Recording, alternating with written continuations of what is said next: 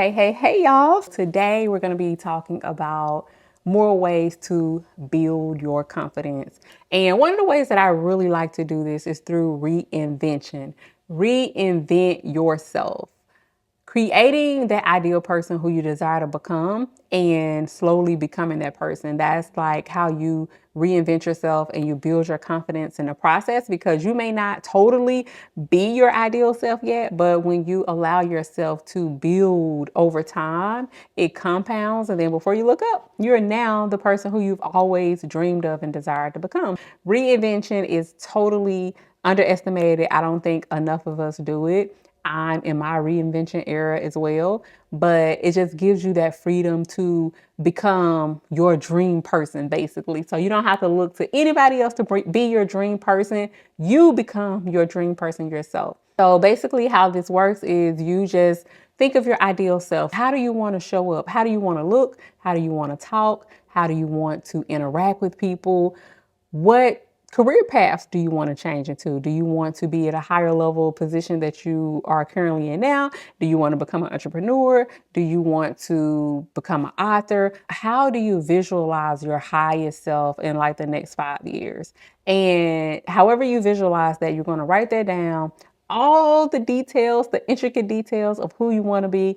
It's okay, because even though you're not that person yet, it gives you just that freedom and flexibility to grow into that person over time. And so as you write these things down, you have a roadmap of what to look forward to as you build. And this is why I love the process of just documenting the journey, because it just makes it fun along the way. So while you're practicing reinventing yourself, you're just going to show up kind of like a alter ego, so to speak. So you're still you, who you are today, but you're just stepping in the shoes of that person. How do they talk? How do they act? How do they think? You're stepping into the future you today. But when you do so, it relieves the pressure of trying to perform at a level of perfection. Again, we talked about being perfect. I'll link the video so that you can tune into that video to see, what I had to say about trying to be perfect, which none of us are perfect, by the way. But basically, reinventing yourself gives you permission to slowly build your confidence, because you know that you aren't there yet and you're just building. So it just basically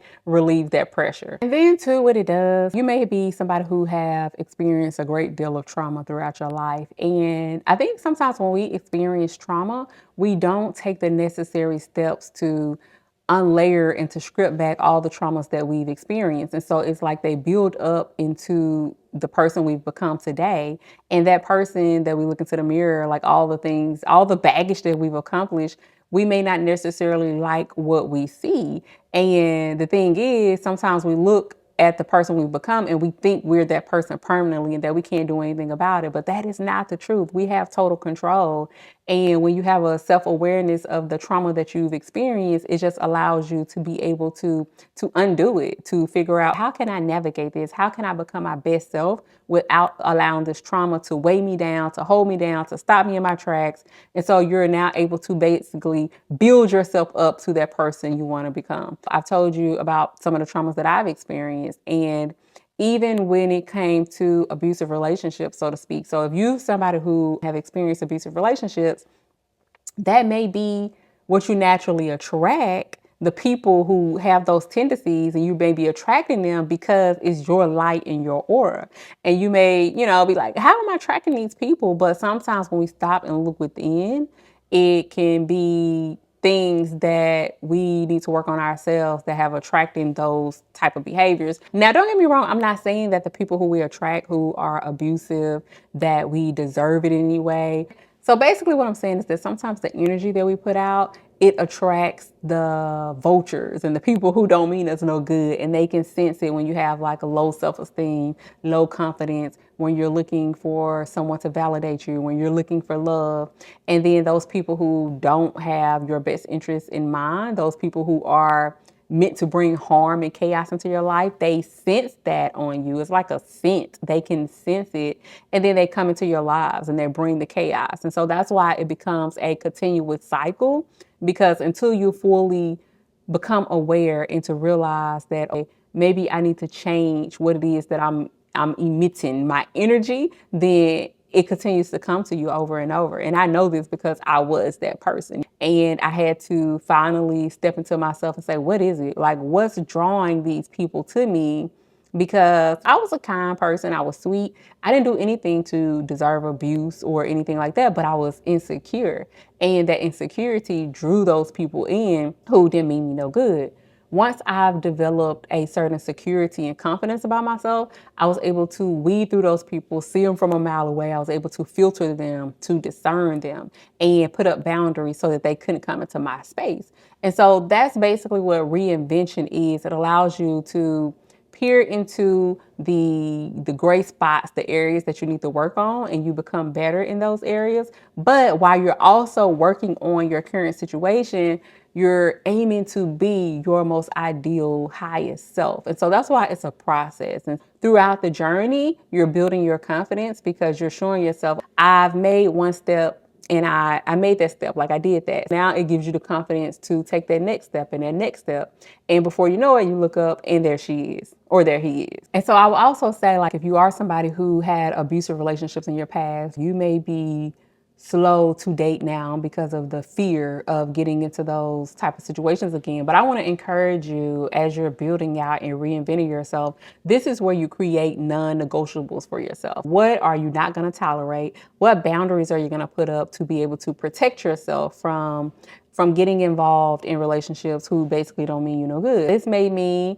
that you date slowly. This may mean that you come up with 3 things that's absolutely non-negotiable. Maybe the first time a man raises his voice at you, you don't allow a second time to happen. Maybe you out the door on to the next. Maybe he doesn't hold the door open for you. I don't know. Whatever your non-negotiables are, you have to come up with them, write them down, and don't budge on them. That's how you're going to be able to build your confidence and attract things to you that's naturally for you and that you deserve, and so that you're not settling. And create those non-negotiables so that you can have them, and then I need for you to implement them. Okay, don't let nothing get by you. You have to stand firm and to implement, because that's how you're going to build your confidence in yourself and your trust in yourself, and that's how you're going to attract the people who are meant to be in your life, who means you well. Another part of the process of reinventing yourself could be simply connecting with people who are safe people. If you're somebody who has been connected with people in the past, maybe they've been toxic people,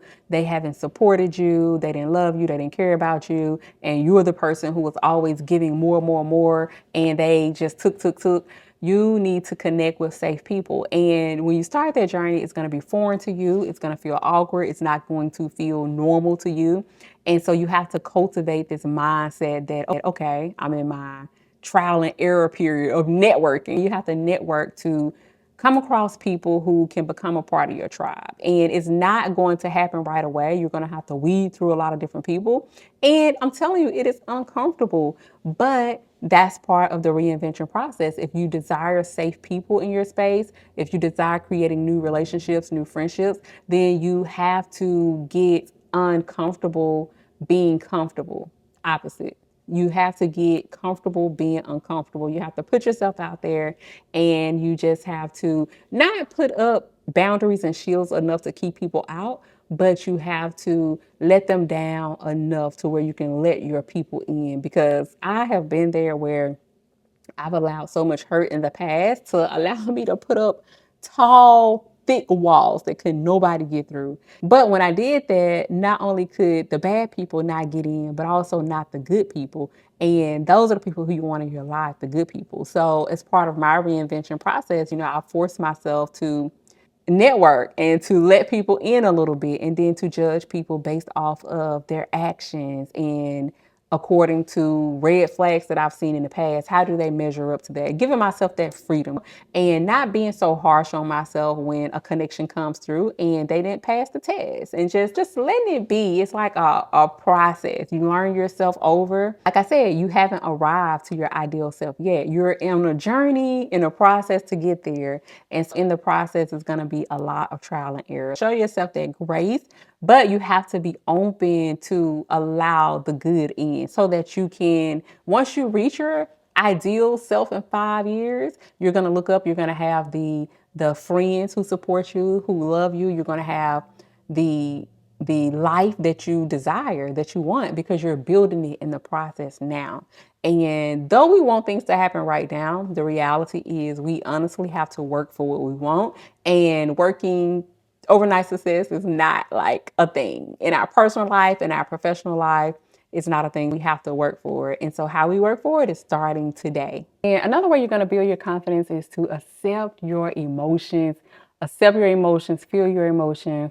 I think emotions get a bad rap sometimes, but emotions are there like a compass to guide us, to let us know what we're feeling, why we're feeling it, what plan do we need to put in place to change the feelings if it's something that we do want to change. Like when you get cut or you fall and you start to bleeding and you feel the wound, you see the wound and you put a band-aid over it. But when it comes to your emotions, you want to feel it, feel that pain, because it's alerting you to something that's not right within. What is it that's bothering you so much that those emotions are coming up?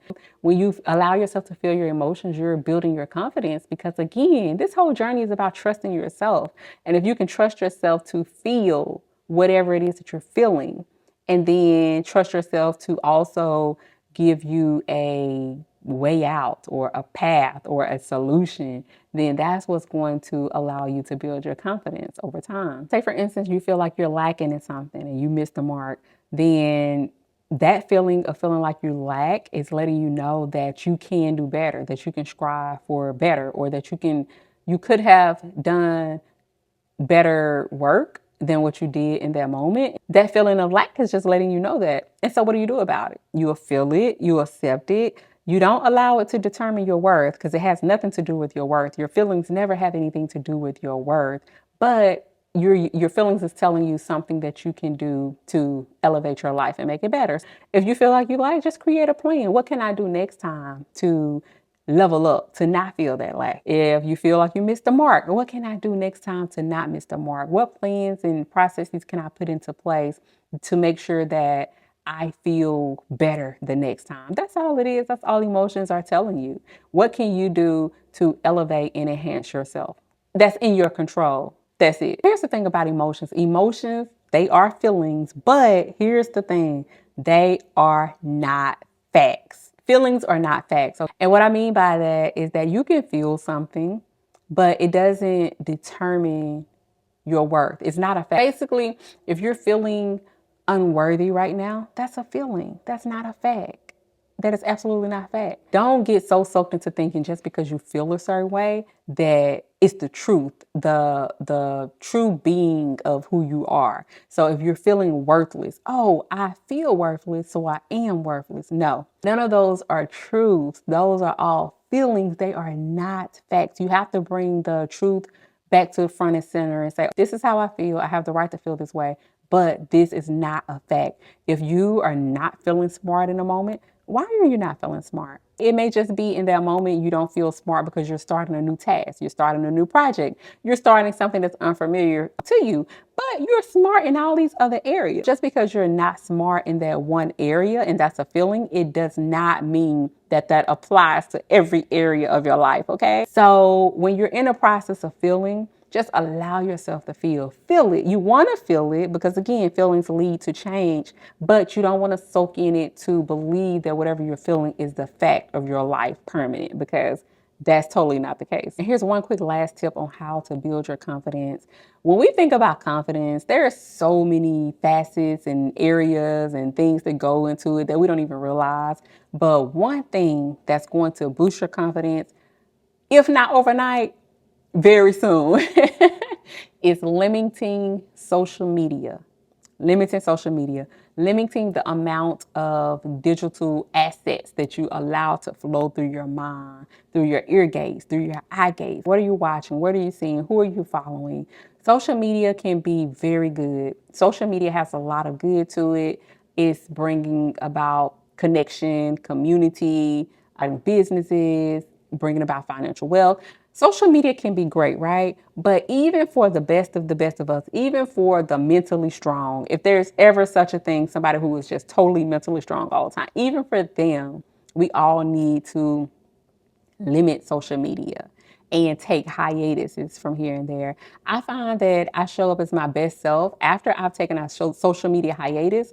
I feel so much more clear, so much more confident.